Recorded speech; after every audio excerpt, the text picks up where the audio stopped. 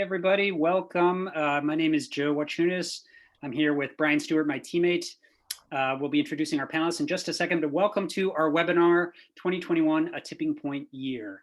We're going to be talking about all the trends from a bird's eye view of 2021.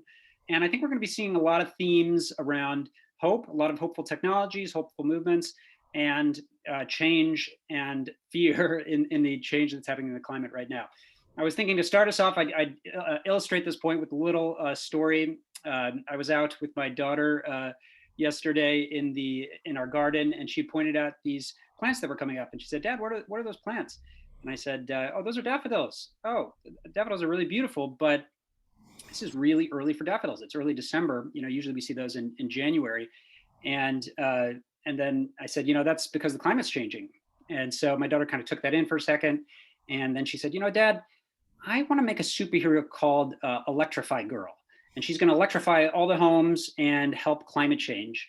And I said, "Oh, that's amazing." So that little illustrative story kind of captures to me this idea of both of hope in the younger generation and all the movements, as well as fear and all the climate changes that we're seeing.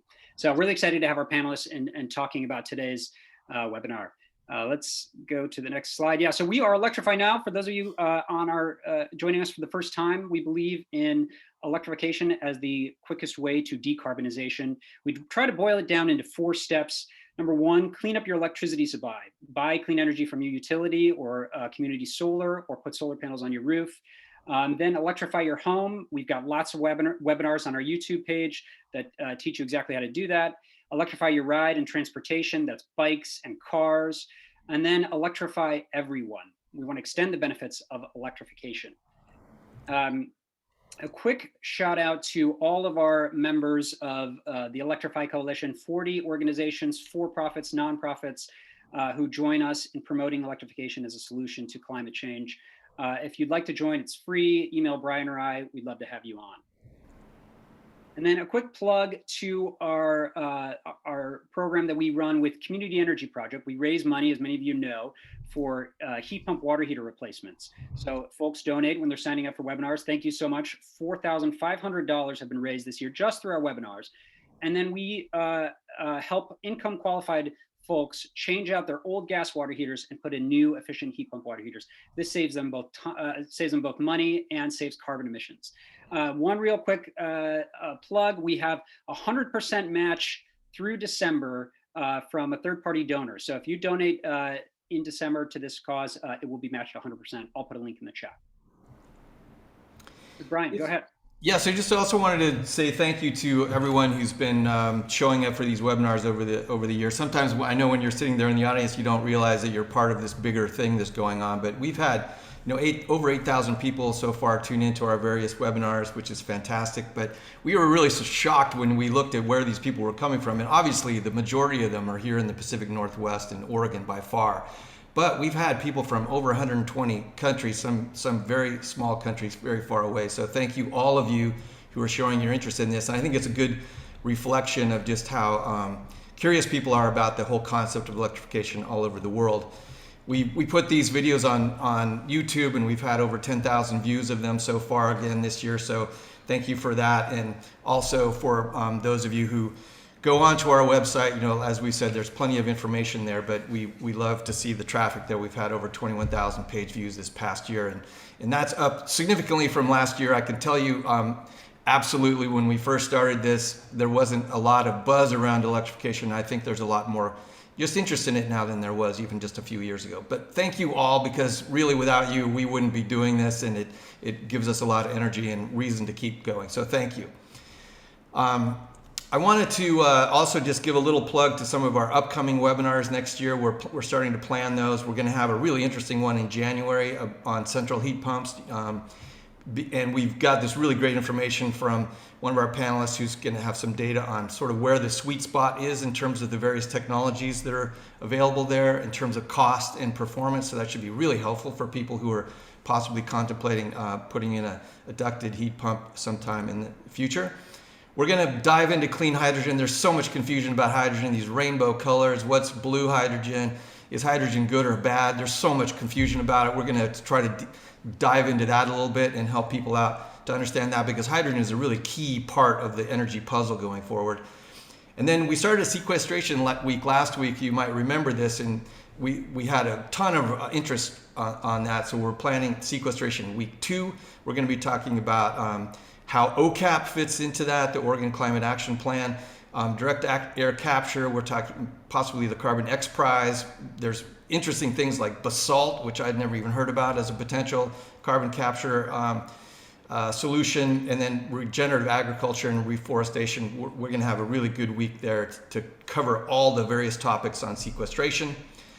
And then here's one that's dear and dear to my heart. I mean, I think there's so much confusion also about carbon offsets. Are they worth it? How do I find a good one? How much should I be thinking about donating to these things? There's a really, carbon offsets are not the solution, but they can be a really important part of the whole solve, and there's a role for them even for us individuals, we feel. So we're going to dive into that. And then we're excited to really geek out on the topic of clean electricity. How are we going to get there? And so we're going to spend a few days on that in May. So we'll be sending out more information on that in the future, but just wanted to give you a little sneak peek. All right, so that brings us to our topic for today. I'm so excited about this conversation. Has 21 been a tipping point year? I love the tipping point kind of concept. People are close to me probably are tired of me hearing me talk about it, but I really love this idea that at some point there's so much momentum building that things start to take on a kind of force of their own. And it's hard to know when you're there yet, and we won't be able to solve this question definitively, but I love thinking about the changes that are going on through this lens of, are we getting to that point where things are just starting to kind of really take on momentum? So we're going to start with just a little grounding in where we are with global carbon emissions. We're going to be talking about how quickly clean energy is growing. We're going to be talking about what's happening at the federal level with the infrastructure bill and Build Back Better and how that's going to help. We are going to definitely be flipping back and forth between sort of an Oregon view and a more global or federal view. We're really going to dive into a little bit to this kind of economics of clean energy. And then throughout this whole thing, we're going to be talking about how equity plays into this and what are we seeing from that front. I want to start with just a little bit of grounding before we introduce our excellent panelists here. Some of you may have seen this already. I think a lot of people probably heard this soundbite about emissions dipping during the pandemic, and you can kind of see it here. This first chart here shows our total global emissions and how it breaks down by fuel type. And so you can see that in 2020, we hit this little dip. We're projected to be back close to where we were in 2019 by the end of 2021.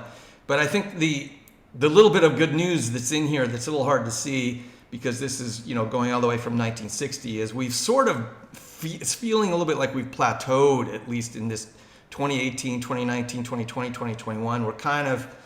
We're not seeing any really dramatic progress on reduction yet, but it feels like the growth of carbon emissions has slowed, if potentially even stopped. And this does not take into account land use. This is just CO2e emissions.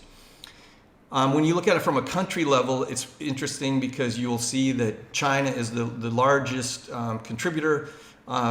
India is, and both China and India are growing. The United States is shrinking somewhat. The EU is shrinking. The rest of the world is also growing. And that's what's sort of creating this balance of sort of like essentially no growth overall.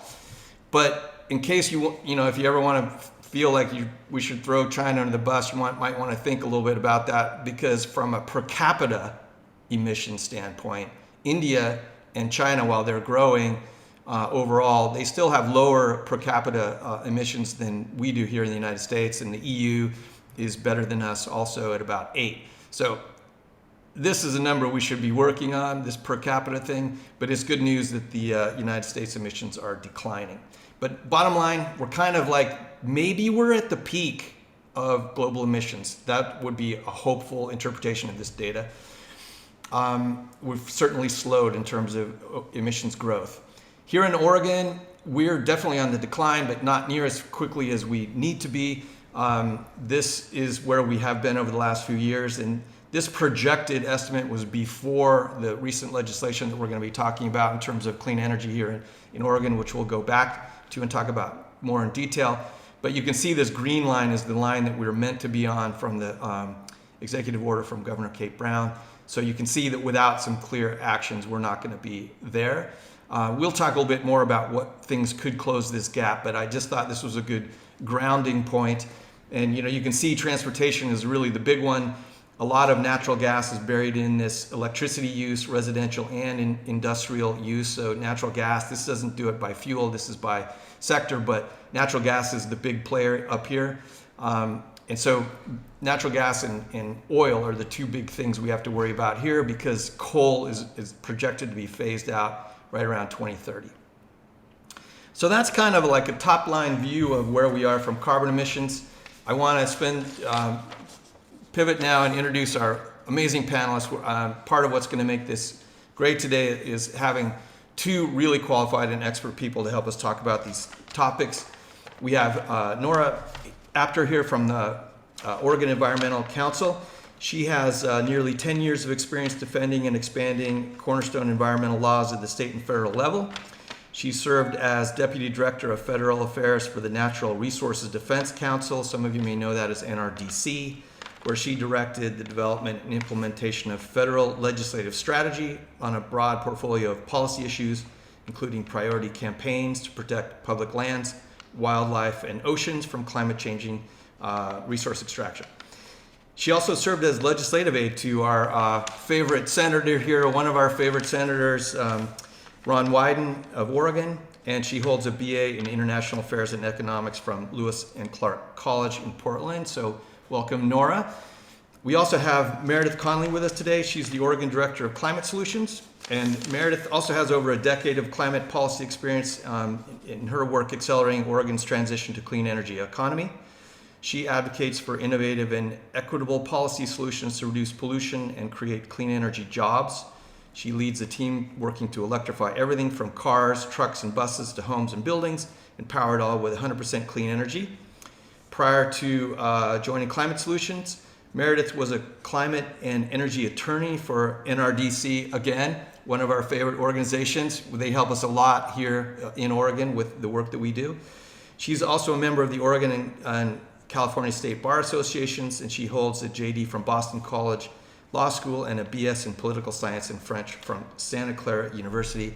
French, I won't try my French out on you. It's pretty bad, but I have fun with it. So welcome both of you for being with us today. We're super excited about this, and we're going to go out of screen sharing mode here. We're going to be kind of popping back and forth between this, but we want to make this kind of conversational.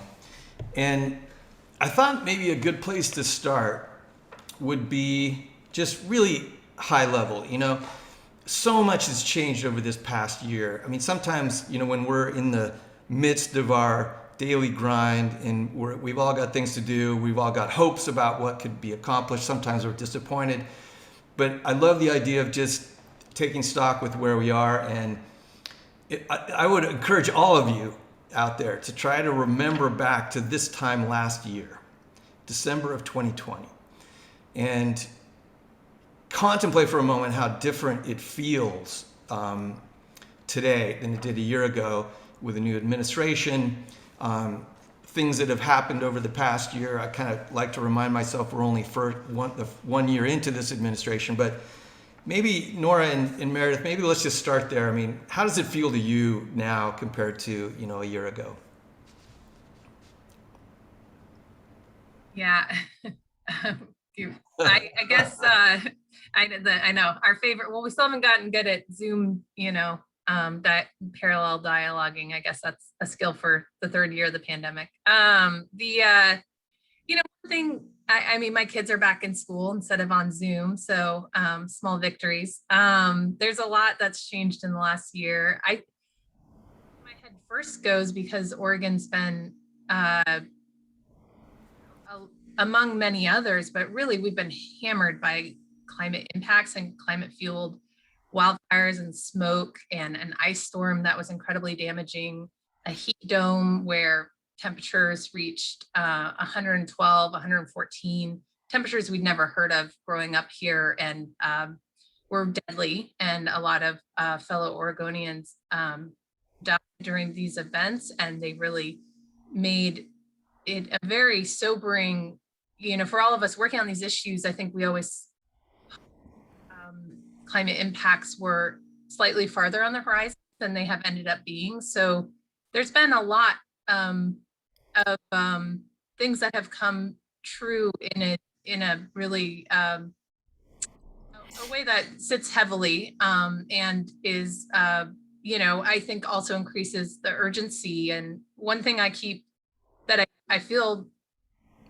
about, and I think we'll talk more in detail about, is there was a lot of momentum and pushing and desire for that meets the moment. And I think it just became unignorable once things have gotten to this level. I think Oregonians everywhere want to see responses and stepping up, and this can't be, just what life is like now. We have to get a handle on this. And so, kind of in the face of those unrelenting climate impacts, we finally saw a breakthrough of unrelenting climate action. So I ended this year much more hopeful,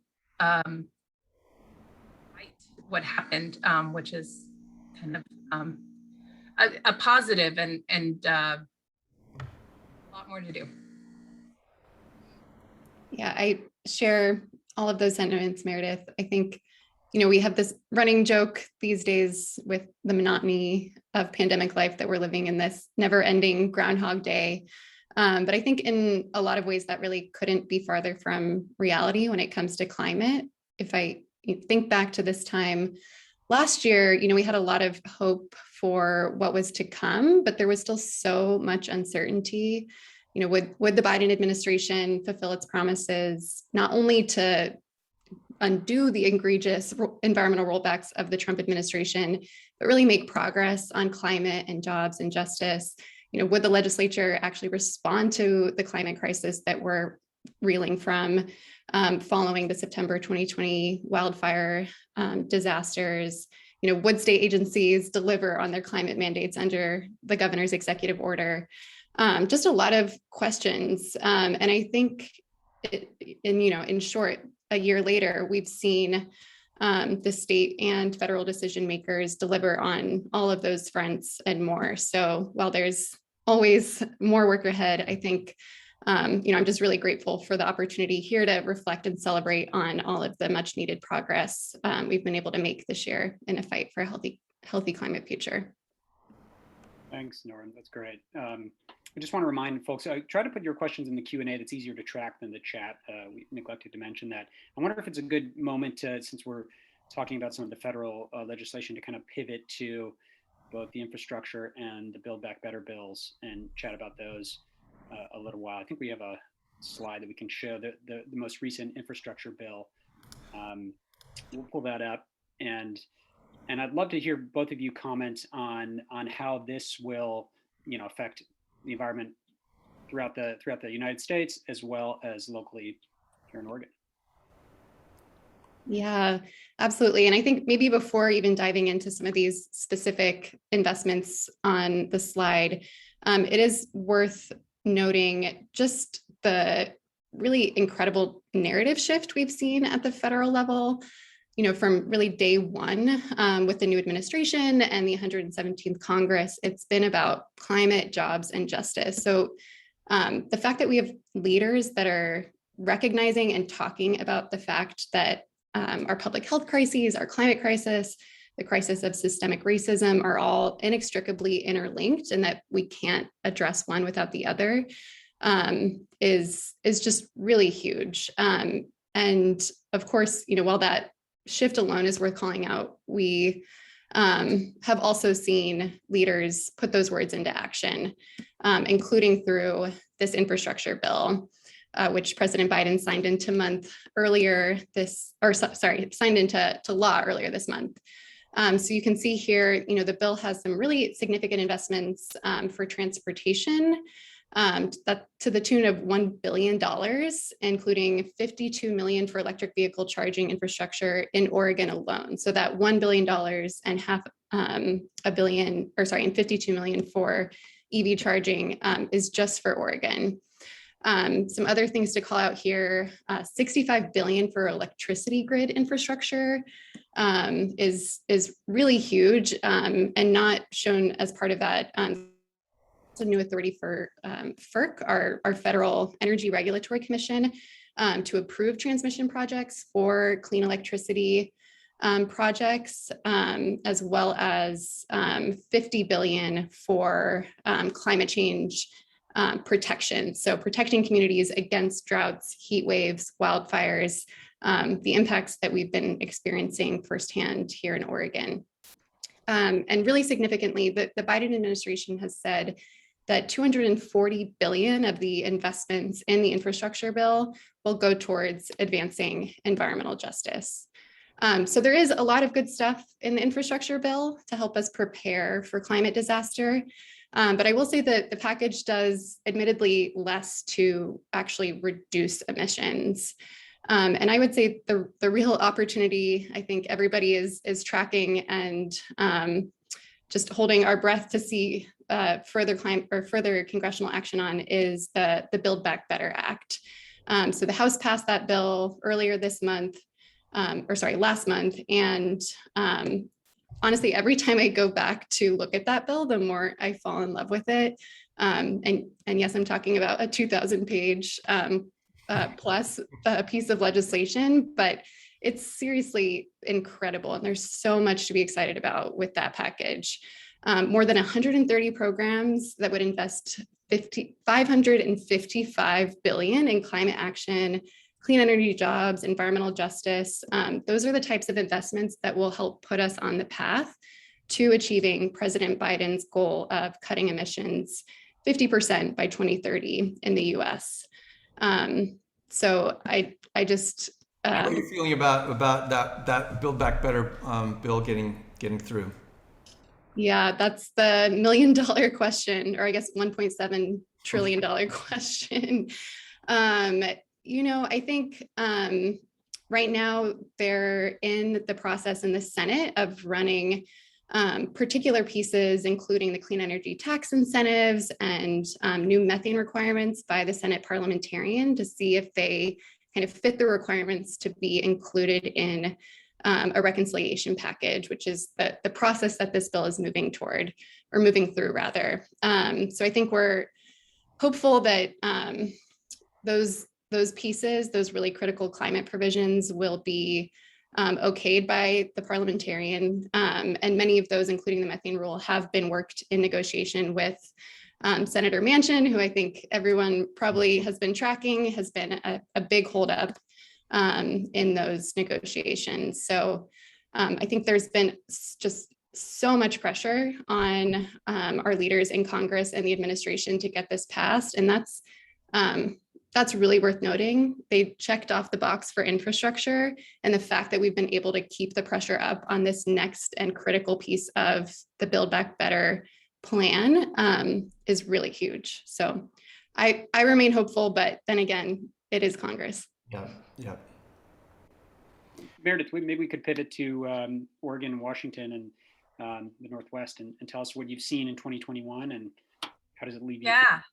Yeah, happy to. I think one last passing thing that just happened this week federally that I was happy to see is the administration walking the talk a bit too. So the federal administration is going to transition their own buildings and fleet to electric and clean electricity to power it. And I think that's critical for every state, every fleet, every level of government to walk the talk in that way too. And that has market implications too. So just one more little hopeful what the Biden administration can control. It seems like they are really looking for all levers to keep moving forward. At the state level, we actually, I'm sure most people on this webinar have tracked it at some point because to my horror, some of this has made international headlines, but it's been a little difficult to pass climate legislation in Oregon the past few sessions.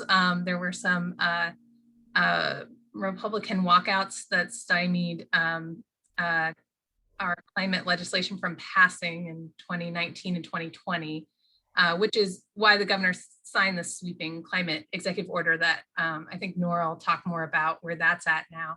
But what we saw this last long session in 2021, Oregon just had a legislative session that wrapped up in June. We actually saw a real breakthrough moment, and it's the big banner policy that passed was 100% clean electricity by 2040. So the entire electric grid transitioning, because we already, as Brian noted, had negotiated coal phasing out by and before 2030, it's looking like. It was really about fossil gas, the increased reliance on gas power plants in our system. And this bill not only phases all of that out by 2040, which is faster than any other state other than New York. It also says no new gas plants can be built in Oregon. It creates a lot of environmental justice and community groups really led on the negotiations of this bill, and it focuses on how to transition so that communities have clean energy benefits along the transition and decision-making power within how the utilities make these power decisions going forward. It's jobs, it has strong labor standards for big projects. So I note some of that because what we've continued to see is when we have this progress at the state level, then it is reflected in some of these federal policies of the structure of kind of that tripod of major emission reductions, environmental justice, and labor protection to the jobs created in the transition. And I think you'll see that theme as we talk about what's happened this year throughout weaved in. Some of the other things of note really quickly that happened this session, there was an energy affordability bill that passed to create low-income bill protections for gas and electric customers, healthy homes, which allow, and coupled with our Energy Trust of Oregon, who does a lot of weatherization and small-scale solar and other things. Those are creating tools for clean energy in communities. There's appliance efficiency. The big thing that didn't pass on the building side is a REACH code, allowing cities to go further faster on energy efficiency in their building codes. And we expect that to come back this next session and be a priority to pass. And then finally on the transportation side, we saw two big bills, EV incentives, EV charging, utilities having a bigger role to play in all kinds of charging infrastructure. So including the public electric charging for trucks and buses and school buses on down to car share and EV charging in neighborhoods. And then making sure new buildings have to provide that infrastructure for EVs, so it's easier from now on to add that charging. It was a busy year. It was a banner. It was a big year, really big year. Yeah, it was great to see the legislature be able to prioritize and step up. And unfortunately, I think some of that was because of the impacts, but also I think this continues to be a growing focus of primarily Democratic legislators, and we see that more and more now, and that's the level of attention and prioritization we need to get it done, because there are fossil fuel interests opposing it every step of the way that you have to overcome. We're up against real entrenched interests here. So. Absolutely. I'd like to maybe just dig in a little bit to the equity piece, because it is so. I mean, I think we mentioned it many times that it's really good news that pretty much all these actions that we see at the federal level and the state level come with a real focus on equity. But maybe could you just articulate a few examples of that, just to help people understand what that really means in practice, because it's pretty significant. Well, maybe let's talk here at the Oregon level, maybe like yeah. Go up here.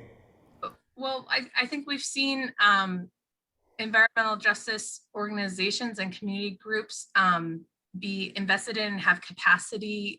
There's so much expertise and leadership there, but it also takes a lot of time to engage in these processes. So building that capacity and being able to lead on this has been just a really incredible value, and it's shown in the policies that pass. So now I think there's a real commitment as we think about all of these, regulations in place and new policies. How are we really thinking about how we transition as much as that we do transition and we do it with urgency? So I think that's where a lot of the focus of who's in the decision-making seat, where are the benefits accruing, not just mitigating harm. And really, as we transition, how do we make sure, I think the market, there is a lot to do where the market can start to take care of itself. How do we make sure low-income Oregonians, BIPOC Oregonians who are most harmed historically by the pollution and these decisions are actually the ones at the front of the line benefiting from this? And so for example, our EV charging, or our EV program where we have incentives, one thing about it is there's double the incentive if you are a low-income Oregonian, and it can be used for a used EV or a new one. I think those are some important provisions to put in. There are, I already explained the 100% clean, a big reflection of Environmental Justice Partners leadership in that, to make sure that we're also focusing on, there was a $50 million fund for community-based renewables put into that, because those microgrids, those resiliency investments are where you can see real benefit, especially some of our more rural communities on the front line of climate change, and also some wealth building opportunities. Where do those benefits accrue of clean energy and the cost savings? Those are a couple that come to mind, but it really shows up, Portland Clean Energy Fund is a pretty unique program we have here in Portland, where there's a tax that creates a fund for clean energy. And what we saw after the heat wave is that's where they put out a specific RFP just for heat pumps, electric heat pumps, as a responsive measure for those in Portland who need it, and really focusing on getting cooling measures to those who need it at AAP. And I think when you tie those clean energy solutions to those responsive measures that actually are life-saving and protect people and can reduce how much they pay for energy, that's a real sweet spot for this transition. Nora, is there anything else from the equity standpoint that really sort of like pops out for you that you think is a good example of how we're kind of putting our money where our mouth is on this equity question? Yeah, two examples come to mind, both very recent, but folks will remember. So Governor Brown signed this executive order on climate last year, set new targets for the state to reduce emissions 45% below 2035 and 90% by 2050, and directed our state agencies to establish more than 40 new programs to help meet those goals, as well as prioritizing climate and equity and frontline communities in their decision-making. So much of the advocacy work in Oregon this past year has been really focused on holding state agencies accountable to those mandates under the executive order. And one example related to the equity component is through DEQ's new climate protection program, which is set to be adopted next week by the Environmental Quality Commission. So this program sets new mandatory targets and caps and reduce emissions from oil companies and natural fossil gas utilities 50% by 2035 and 90% by 2050.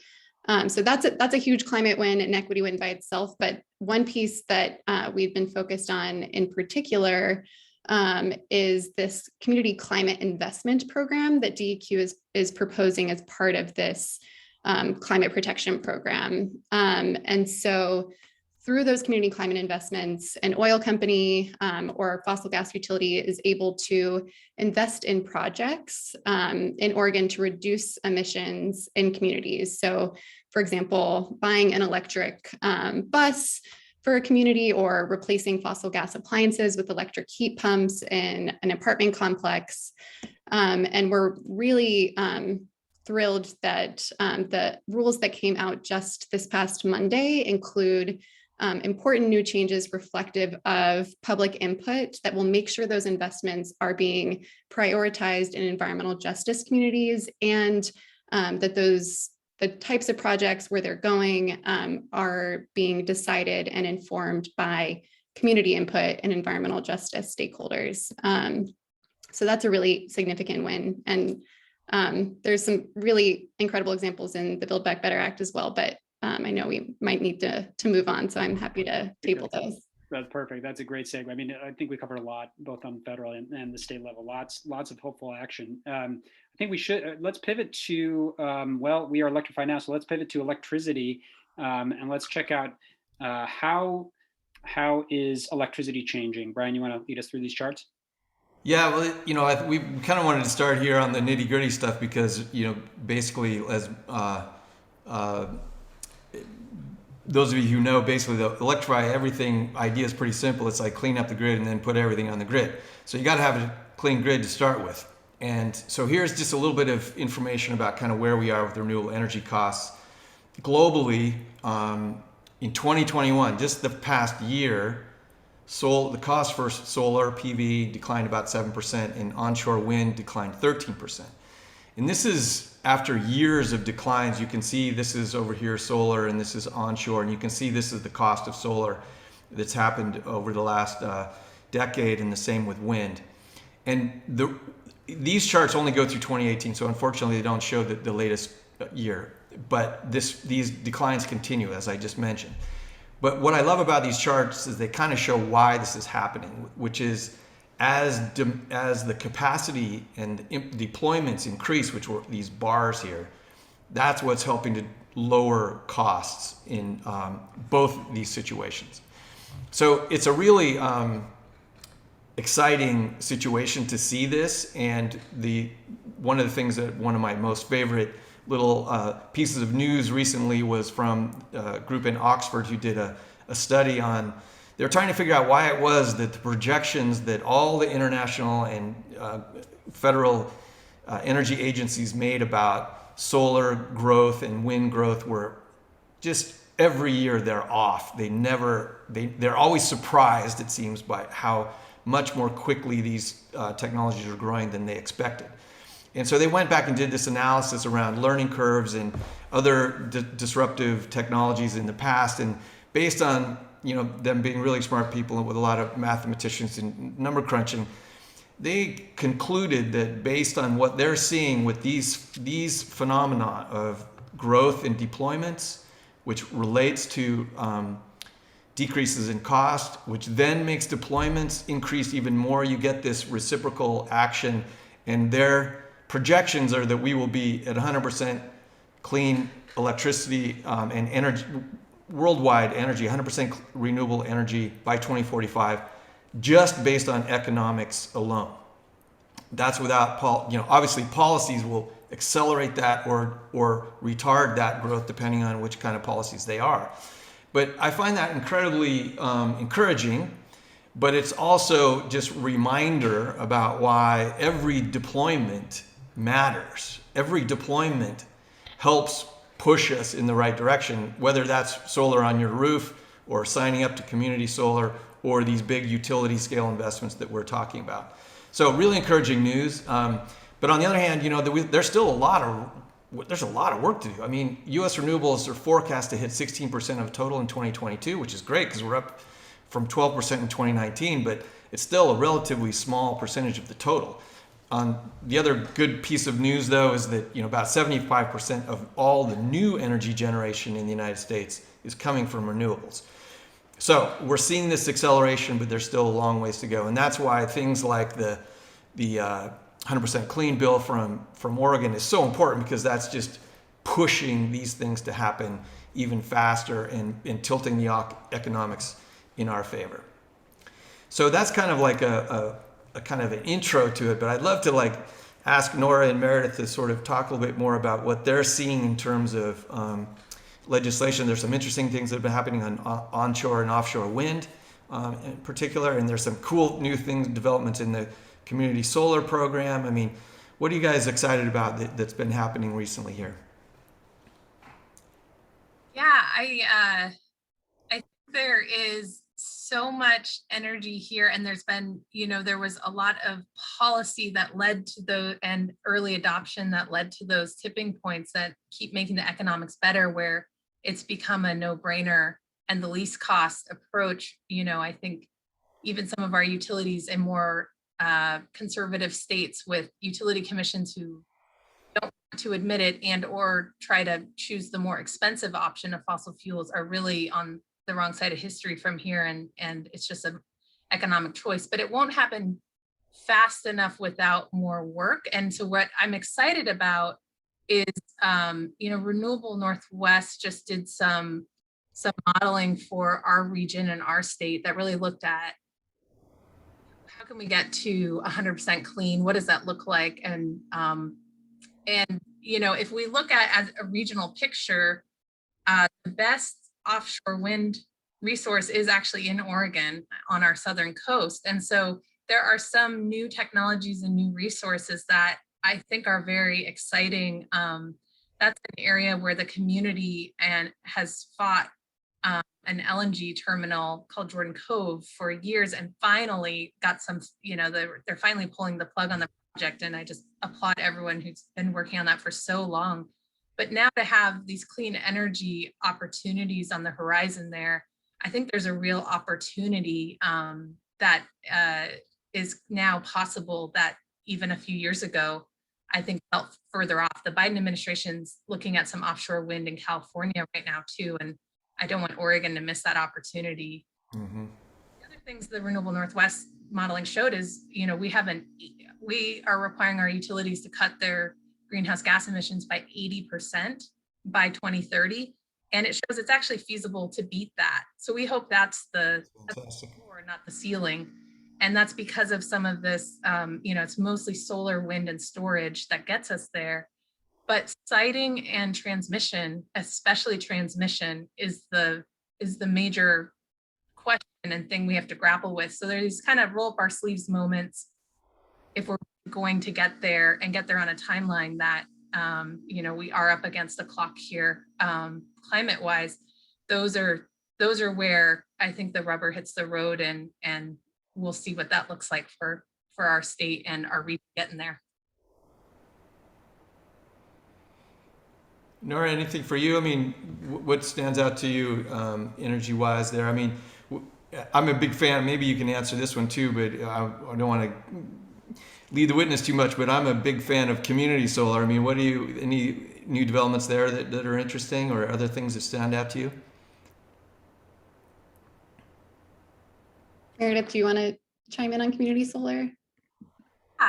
Sure. I mean, I think there's so much opportunity there. Our program is just really, continues to find new opportunities and places for projects that otherwise wouldn't be available. And I think there's maybe some legislation coming that I've been hearing about to continue to remove those barriers, whether it's property taxes or others, to make these projects even more attractive and affordable to access here. So I think there's still the need for the Zamboni ahead. I don't know, maybe I've been watching Seattle Kraken too much.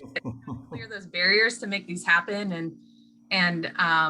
But I think the more community ownership and community benefit of these projects, the better. And I just mentioned transmission, but another solution to some of our transmission issues is a more distributed, absolutely, where resources are coming closer to communities, and that also helps with resiliency and other benefits. So I'm incredibly excited about our program too.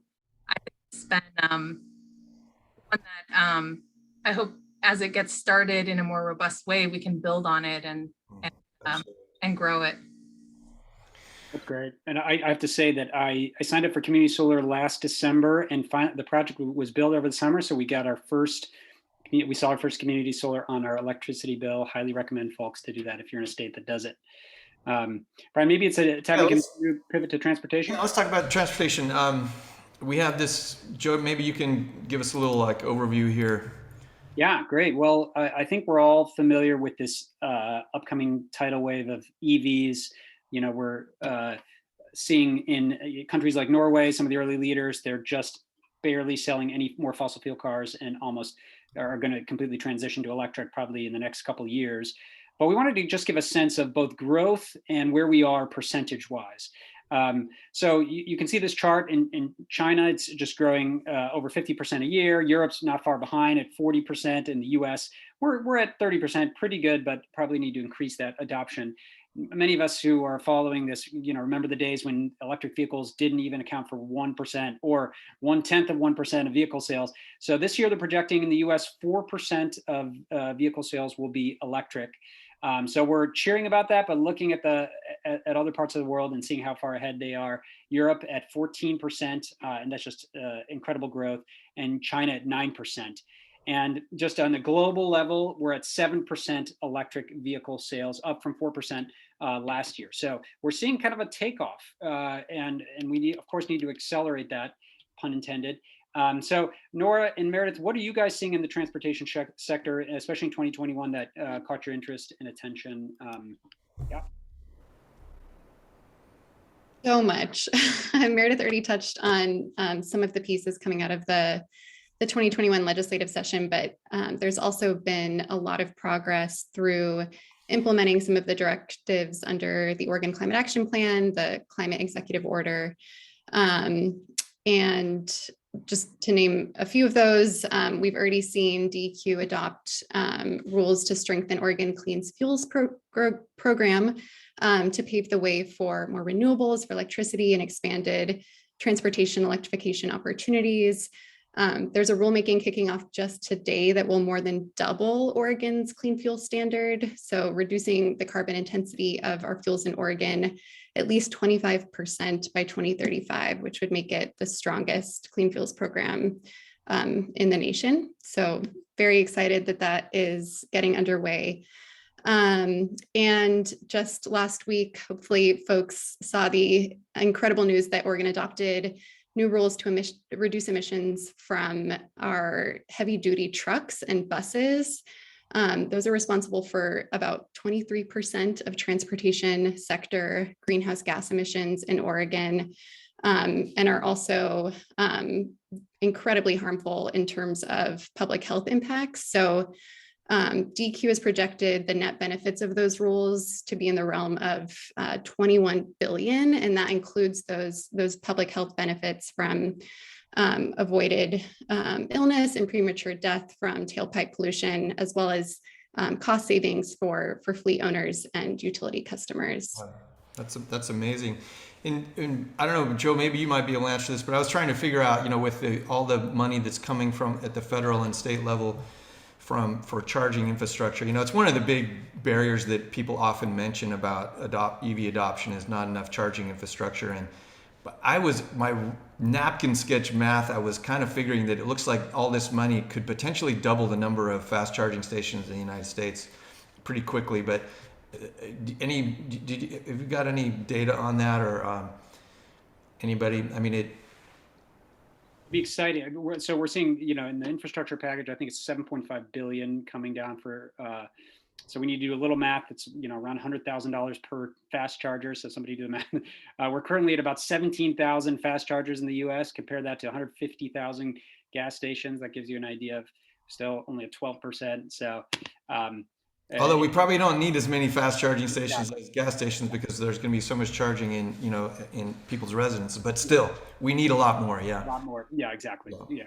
So somebody out there, if you did that math for us, that'd be great. We should probably move on. Okay. I think ODOT, our Department of Transportation, saw we need to increase how many EV chargers we put in Oregon by 5 times the scale in just the next 5 years. So it is very, very gratifying to see some of those federal dollars on the horizon, because I'm sure every state has a similar clip of EV charging we need to put out to complete these networks and allow people to get everywhere. Absolutely. So I want to move on to buildings, but before we do, I got to put in one little plug, because I know some of my leaf blower buddies are on this call, and one of my pet projects on the side has been trying to get rid of those damn things. But California passed an amazing law this past year where they're phasing out all small off-road engines. Anything under 25 horsepower they're gonna phase out the sale of them starting in 2024, I believe, or ending in 2024. But basically, essentially, you're not going to be able to buy a gas leaf blower in California in just a short time. And that's going to have huge implications for the whole market for lawn and garden equipment, which is one of the major sources of air pollution now, even though they don't really feature in terms of a lot of our conversations on carbon reductions. But from air pollution standards, they're the leading cause in some cases, these small off-road engines. So really encouraged about that. There's some interesting action that we're trying to push in Multnomah County to see if we can get some kind of a ban there going, but we'll see. But anyway, that's really good news for me because that's a little pet project and a pet interest of ours. But I want to pivot to buildings because buildings are kind of the other thing that we haven't talked about as much yet. And Joe, I know you've been, this is something that's near and dear to your heart, this gas ban thing.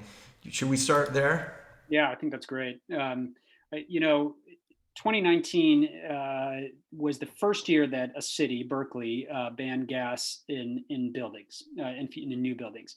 And as you can see here, California is just really, it's just accelerating. We saw 13 or 14 cities this year pass some sort of gas ban. We're up to 53 gas bans in California.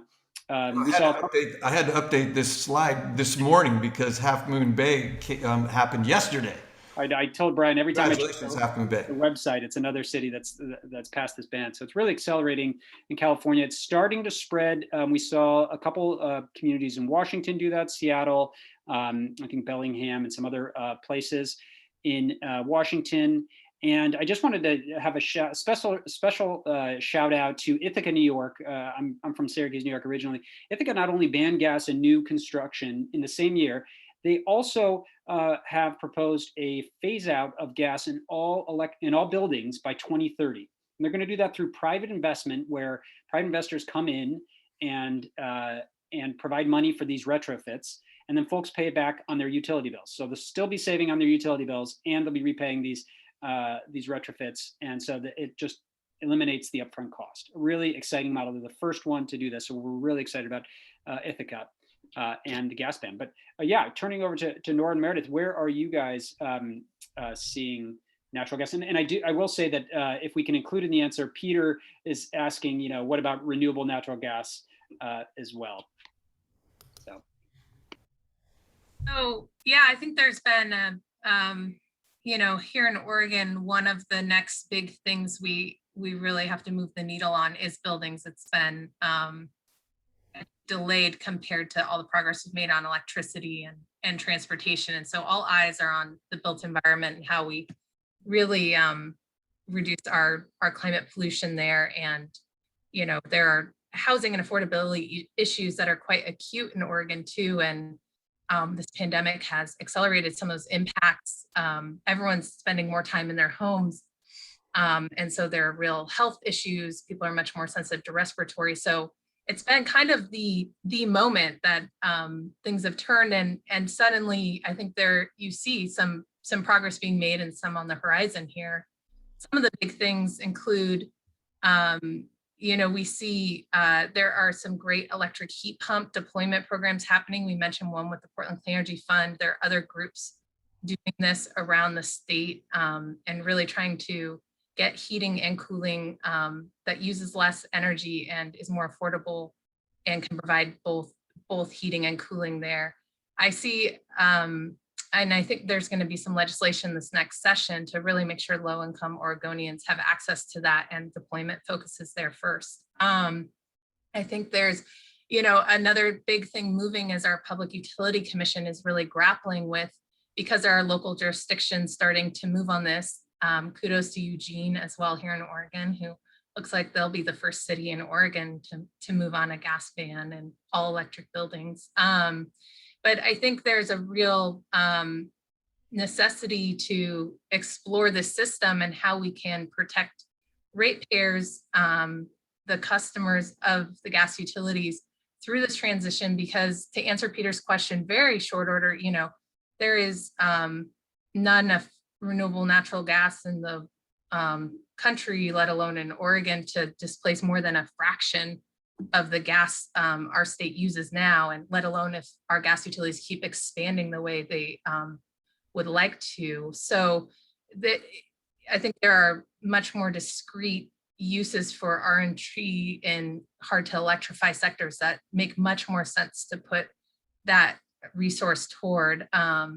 Maybe some industrial processes that electrification can't quite reach that temperature, though the technology keeps improving even there. And I don't really see a role for RNG or hydrogen in decarbonizing buildings at all. And so that's where electrification is the real winner, and a clean, provides cleaner air and all the other benefits of in our seismic region, not pumping in this highly explosive stuff, for example. So the PUC is really grappling with that. And I think there's going to be movement from these future of gas dockets to really start to change the paradigm in how we approach these, and hopefully more cities step up and we see more movement across the board from there. The only thing I would add is that, the more that we are able to make progress on the initiatives that Meredith mentioned, the more we'll be able to harness and put to use what will hopefully be really significant incentives and funding to transition to electric-based heating and cooling in the Build Back Better Act. Many of our partners work to successfully expand residential tax incentives in that bill to include significant rebates for electric appliances. So that will help make sure those incentives are accessible to Main Street Oregonians and reduce energy burden for lower and moderate income households as well. There's one other thing I would toss in there that I noticed that was exciting to me is that the DOE, which was basically asleep for the last 4 years, has come back to life. And in one of the things that they're doing, which is fantastic, is they're teaming up with industry on a program specifically around cost reduction and efficiency improvements for heat pumps for space heating. And we can be cynical about government programs sometimes, but these pay off in general. I mean, this is the kind of investment from the government that's helped reduce the cost of solar panels and other technologies in the past that have been really critical for this clean energy transition. So I'm excited about that because they're teaming up with industry to do that. And the expectation would be that we would be getting the standards and the technologies improved to enable us to have really efficient heat pumps at lower costs, which is going to make this transition a lot easier because obviously there's a lot of capital investment involved in this getting off of gas and onto clean energy for buildings. Yeah. Well, maybe we could finish up with a couple questions in the Q&A. Sarah's asking, what would it take to stop new gas stations from being built in Oregon? I'll just mention that Petaluma, California banned not only natural gas and future natural gas construction, but also gas stations. Nora and Meredith, do you guys have any thoughts on banning gas stations? That is not an issue I've followed too. I feel like it'd be a hard business proposition maybe to even start one nowadays. Yeah, but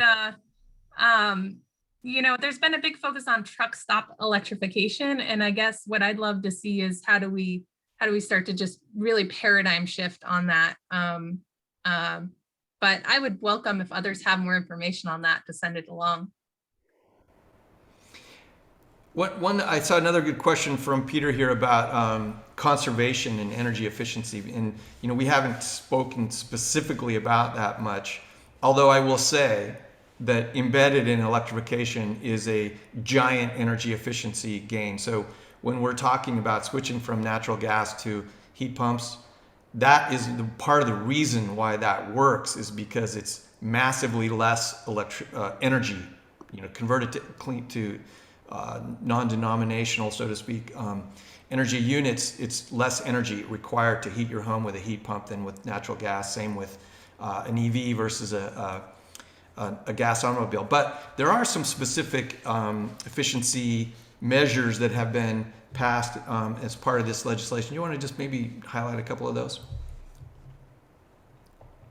Yeah, sure. I think Meredith mentioned these earlier, but this is again related to the executive order. And then the legislature approved new energy efficiency standards for 11 different appliances and household products that will bring Oregon up to speed with efficiency standards for our West Coast, with our West Coast neighbors, and save consumers millions of dollars every year on their utility bills by making these more efficient products available. And that bill also helped pave the way for future updates to happen more efficiently so that we can make sure we're staying competitive with our neighbors in the West Coast marketplace. And then there's a lot of money that's going into weatherization, right? Which is another efficiency measure, which is super important, and particularly a lot of rural areas where some of these older homes, they're really poorly insulated, or older homes here in our city that really need attention. So there's a lot of money at the federal level and at the state level around weatherization, which is a really key component to us getting where we need to from an energy standpoint.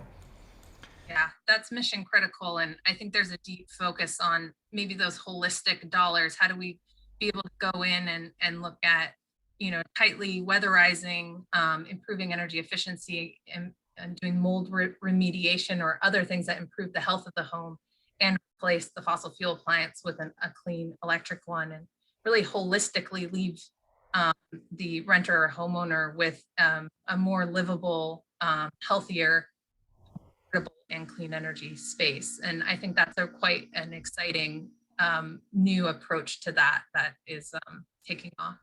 I mean, I love that narrative that's sort of emerging from this work that is a realization for maybe some of us who haven't really focused on that before, that this idea of energy efficiency and more weatherized homes and the kind of levels of comfort that you can achieve through that is a way to make people healthier and more productive. So we can talk about energy efficiency and carbon emissions and all this kind of global energy geeky stuff, but it has a real implication in terms of the way people live, and particularly people on the lower income spectrum that maybe are in substandard housing, where they don't even have warm rooms to live in or cool rooms to work in the summer. So it's hugely beneficial from that just kind of quality of life standpoint and health, beyond just these carbon emission things that we tend to focus on. So, I'm wondering if we could possibly close. I know we're a couple minutes over the hour. With a question, this is very a time-based webinar. We're in 2021. We're looking back over the past year. Let's project forward. Meredith and Nora, let's put you on the spot. Where would you love to be? If we're back talking again in 12 months, where would you love to be? What would you like to see happen this next year? For me, that's a great question. And I think I'm dreaming a little bigger with how much we got done in 2021, honestly. The next big things from a climate perspective that our state needs to grapple with is really our built environment, our buildings, getting gas out of buildings, making this transition to clean electric homes and buildings that use less energy. So I want to see a lot of progress on a lot of levels there. But also our transportation system, how our state agencies like ODOT, the Department of Transportation, use those dollars. They have, the biggest budgets in Oregon, billions of dollars, and they're getting billions more from the federal government. And if you look at the fractions of what they spend it on, it's a little bit like looking at the federal budget and how much they spend on the military versus everything else. And we all fight over the scraps of sending dollars our way. I'd love to see more of that go to electrification, walking, getting people out of their cars and giving them more transit options, all of these, safe biking. So I think that conversation is happening. I've seen Colorado have an innovative approach. They have an emissions requirement on how your Department of Transportation spends their dollars, and really an equitable lens on how does our transportation system work better for folks and accelerate the transition that we need. So those are two big ones I see, along with our actually implementing 100% clean and making real the promise of a more equitable and affordable and cleaner electric grid. That's an excellent summary, Meredith. I think obviously I've put a lot of emphasis on the Build Back Better Act. Dream World, that will have been passed. We'll have a climate protection program approved and 1 year into reducing emissions from oil and fossil gas and industry in Oregon. We'll have an expanded clean fuels program, significantly reducing emissions from transportation. And to the, I guess, overarching vision Meredith laid out, both for transportation and buildings, hopefully we will have seen some tangible progress in terms of the paradigm shift that will really be required to achieve further decarbonization and more equitable outcomes in both those sectors. And I think we are starting to see that, especially with transportation. More electeds really starting to pay attention to highway expansions and question, automatic support of the status quo. So a year from now, I hope we'll see even more of that and policies moving forward to support it. Well, that's great. That's a good way to end, and we should probably wrap it up because I know we've gone a little over here. Thank you all for hanging in there for a few extra minutes, and thank you so much, Meredith and Nora. This has been fantastic. I mean, we could geek out on this stuff for a long time, but I think we covered a lot of ground here today, which was great. And Joe, do you have anything to add before we sign out? No, we'll see you. Happy New Year, everyone. We'll see you in January. Can't remember the day, but we'll be sending out info on our next webinar. Thanks, everybody, and good luck with your home electrification projects. And if you have any questions about anything in your own little sphere that you're working on and need some guidance, please reach out to us. If we can't answer it, we know somebody who can. And we hope to help you get to a clean energy situation in your own home as soon as possible. Thank you, everybody, and we will see you next time. And a huge thanks to Nora and Meredith, of course. Thank you.